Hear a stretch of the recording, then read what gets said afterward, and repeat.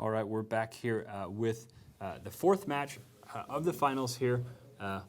Well, no, that's not entirely true. It'd be the Third match. But Third fourth match. in terms of score because Hydra got a freebie. All right, so if you're just catching up right now, the score is Hydra have 2 wins, Pandemic Legion have 1. So Pandemic Legion have to win the next 2 matches to win. Hydra only have to win 1 of them. So considerably less pressure on them. The match is coming up in 18 minutes. We're going to try and hit 1900 Eve time. Oh, sorry, 2100 Eve time for this next final match. But before that, we do have the event organizer for Eve Down Under, Mr. Bam Stroker, on the line. How are you doing today, sir? I'm doing very well, Soundwave. Thank you for asking. I do have to clear one thing up, though. The organizer of the Eve Down Under event is a guy named NGR RDNX. Myself and Dark Razor from NC Dot are sort of his like little deputies, though, who are helping him put it together. And given that it's 6:15 in the morning here in Australia, I'm going to assume RDNX is still in bed. Otherwise, he'd probably come on the stream instead. I was just about to say, what time is it? Are you watching the Alliance tournament, or did you just did you get out for this? No. This is my 3rd consecutive all-nighter weekend to watch all of the Alliance tournament rounds. So, and considering it's a school night, I'm gonna have to probably go jump in the shower and head straight to work after I get off the stream. So, yeah, I'm kind of glad that the tournament will be wrapping up so I can get some sleep on the weekends. But it's been a bloody good tournament all the same. So I'm gonna miss it too. Fair enough. Yeah. We've really enjoyed it, and thanks for staying up, even though we've scheduled this slightly inconveniently. But anyway, let's get back to the event. Australians are used to that where CCP is concerned. Yeah. All right. So the event that's coming up, can you tell us a little bit about what's going to be going on? Yeah, absolutely. Zapperworks is going to be a hard act to follow because he had a lot of really, really cool stuff that he laid out for Eve Vegas.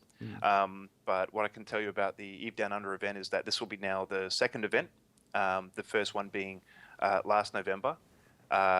It's from the 29th of November to the 1st of December in Sydney, Australia, and the event is happening at the Ridges World Plaza Hotel, which is sort of right in the middle of downtown Sydney. It's starting on sort of the Friday, the 29th, the Friday evening, where there'll be like the pre-registration, and then we're going to go to a private venue down near the water that we've reserved for drinks and socializing and all the usual wonderful things that happen at these kinds of meetups. And then on the Saturday is sort of a full day. There'll be the intro. I've learned on the street tonight that CCP Fozzie is going to be coming to Australia, which is great. We've been dying to find out whether or not you guys will be able to send someone along. So thank you for that. It's fantastic. So Fozzie will be there. We're going to have a few keynote speakers. Cribber is also coming to Australia straight after Eve Vegas. So he's going to be doing some jet setting. Hopefully he's not going to be too jet lagged by the time he gets here. Another presenter will be Sion Kumatomo, who I believe is the director of Goonswarm Federation. And another one that we've got penciled in is a guy named Frommel, who's from an Australian corp called Oststudy. And so there'll be those. And throughout the day, there's also going to be, just contests, giveaways. We'll be doing a 1v1 PvP tournament, which we also did last year and was a big hit. It's funny how small ships can have people on the edge of their seats when they're dueling. Last year, actually, we had Garmin in Australia come along to do it. And who won that? Sorry? Who won that? Who won that tournament? I can't honestly remember, but there was this one guy. Garmin was sort of like a surprise guest. He just happened to be holidaying in Australia at the time and heard about the event and decided to come along to it. And there was this one guy there who he went up and he PvP'd against Garmin in this tournament and probably lost. But I remember when he got off the stage, his hands were shaking and he was just like, "Wow, man, I just fought Garmin. That was awesome." Yeah, cool things happen. And then last of all on the Sunday is going to be just a half day. There's going to be the conclusion to the PvP tournament, more of the convention shenanigans. Then about 3 in the afternoon, we all wrap up and then we just sort of go off into the city and get shit hammered. So Garmin has lost a tournament. Do you think maybe he lost the magic? Well, he didn't say that he lost it. He said he doesn't know who won it. I'm going to assume that it wasn't Garmin.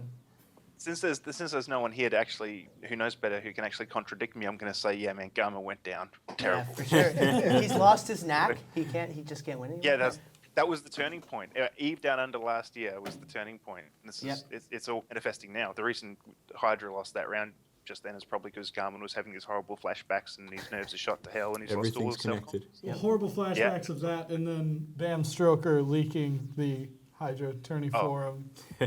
Oh, I didn't leak it. I just posted the screenshot which you happened to put on your stream while you were training with us.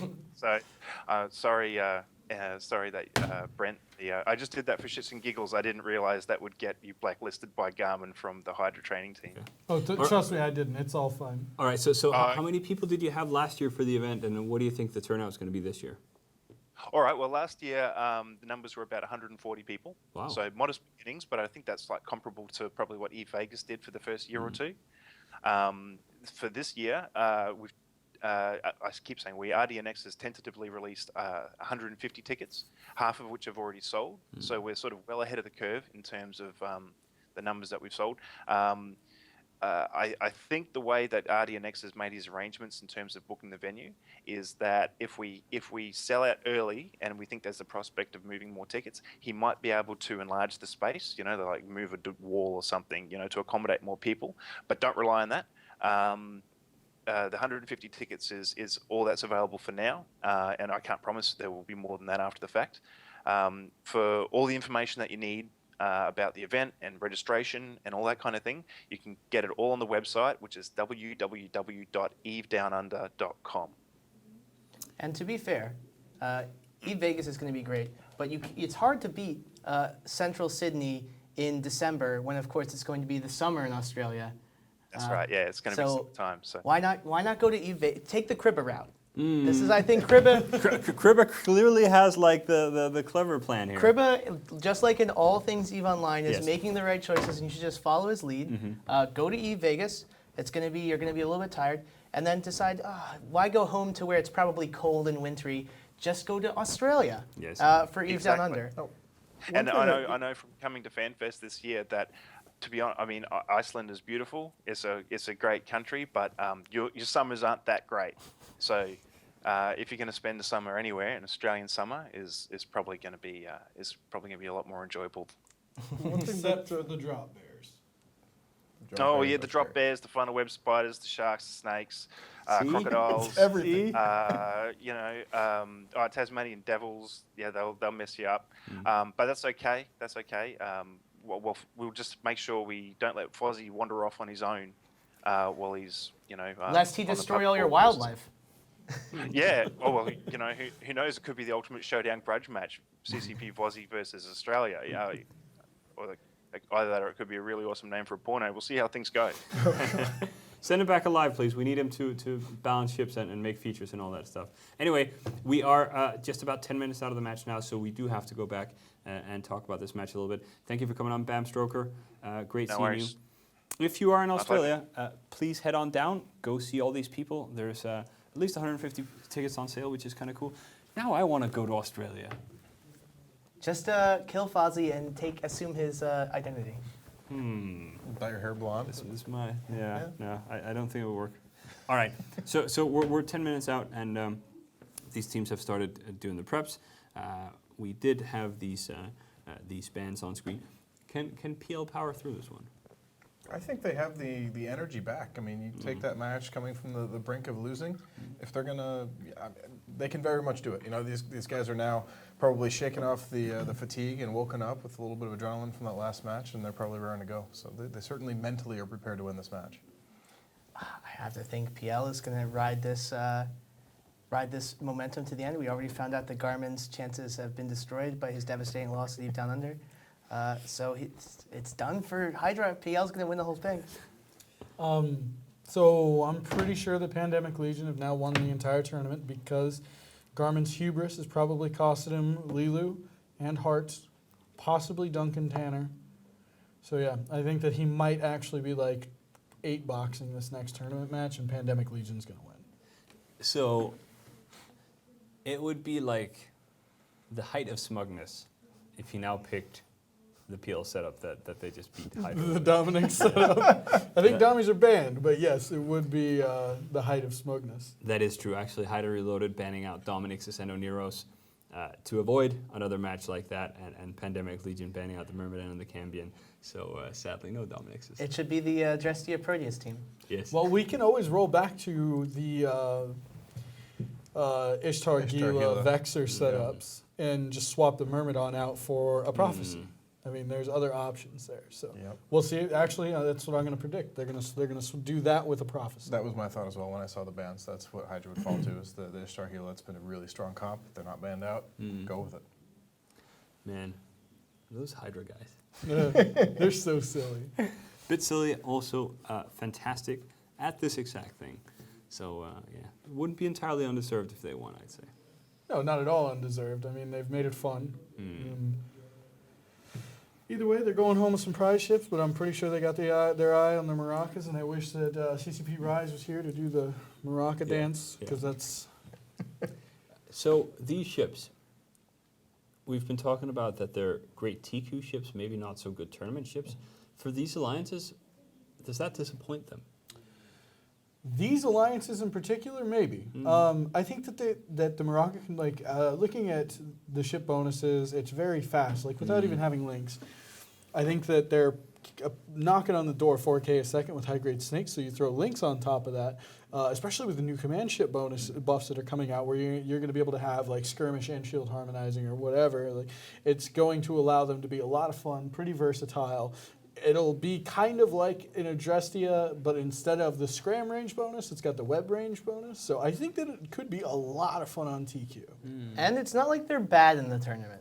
They're just not as OP as the other incredibly OP Cambion, ships. for instance. Yeah, Cambion and Atana, except for the fact that every Atana that's been fielded ever has died.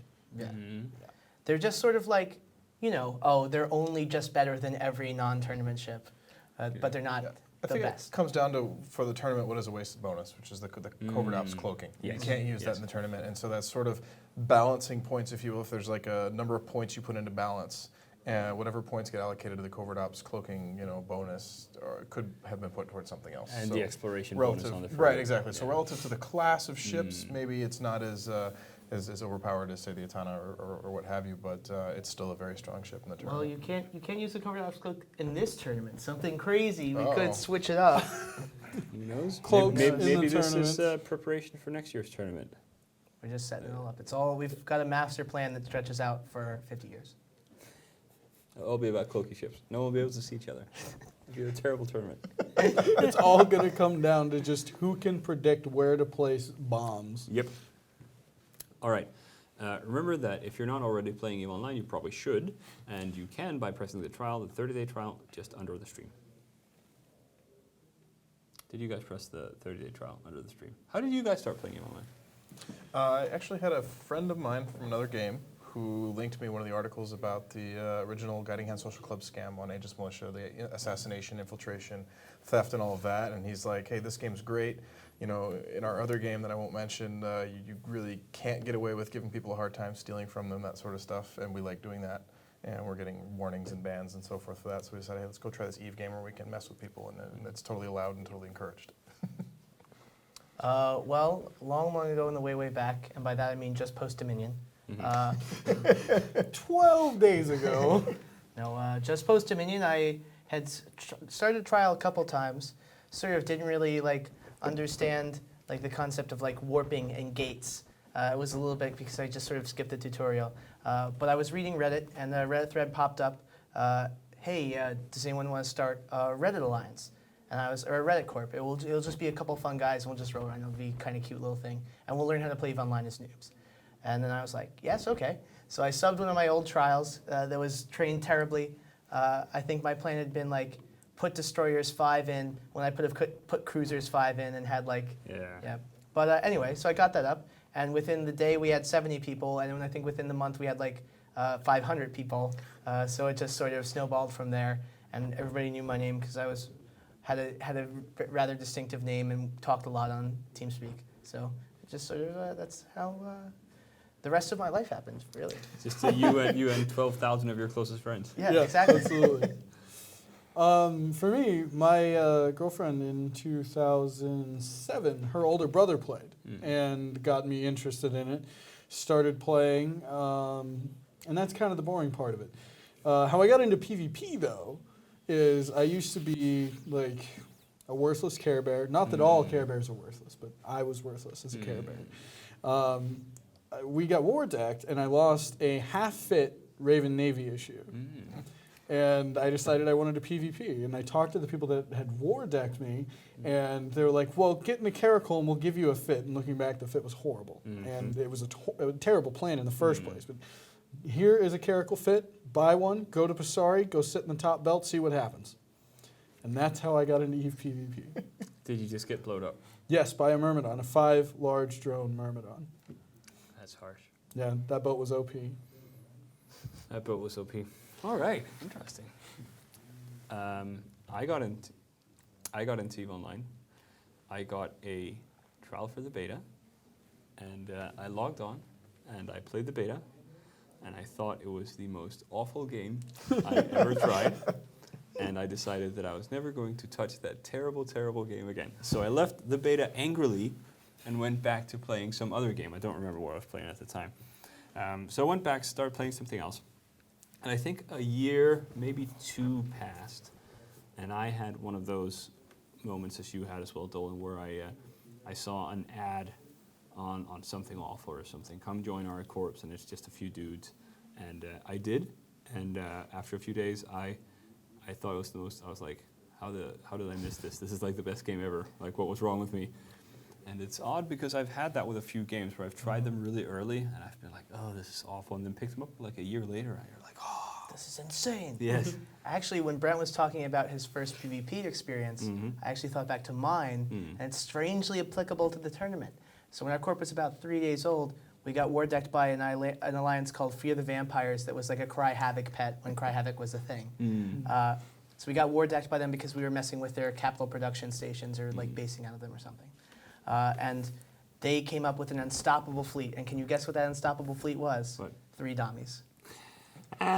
They came at us with 3 dummies, and we found the perfect counter, which none of the teams in the Alliance tournament have hit upon yet. It's about 300 frigates. That's very similar to mine as well. We were living in Syndicate, and I was just trying to get some money and doing stuff, but all of a sudden I heard that someone was coming for the system, and everyone just got told to get in frigates, get on the gate, and if you die, get another frigate and get back on the gate until they stop coming. And that's, I think, a good way to learn EVE Online. That's really So fun. there was a flaw in your plan, though. What? Making money in Syndicate. That does not exist. No, As a 3-day-old trial account. Okay. Do you know what? Do you know how I made money in Syndicate? I finally got a cormorant, fit all the highs with tractor beams and salvagers, but there were so many people in my alliance that did that. I fit ECM in the mids to jam out the other people in my alliance so that I could tractor beam the wrecks over and salvage You're a them. real scumbag. It's the saddest story I've ever heard. It's like an alliance full of ninja salvagers, but no one to kill them. Oh, God. Well, I mean, it worked. Yeah, I am a rich man today. Rich man. All right. The match is ready. I've been told there's a Kaldari Navy hook bill. That's fantastic. Yeah. Out of control. Last night, I was watching a live stream of a usually solo PvPer. It's Zhao Zhao or Loki for Loki. And he almost killed a hook bill in a PvP venture. Wow. Yeah. All right, guys, let's go. Hydra Reloaded have 2 wins. PL have 1. It's a best of 5. Hydra could shut it out, or PL could extend the series. Who do you think's going to win? Bach. I'm going to go with Pandemic Legion. I could make a Ooh. great match. I'm Yeah. going to switch around and say, you know what, they've got the momentum, and they're going to come out swinging. I think Pandemic Legion is going to win and Hydra's just going to give up. We are such a bunch of whores. The hubris was too much. Hydra will not prevail. All right, pardon my swearing, but I think I'm going to get back on the PL bandwagon as well. I think PL might win this one.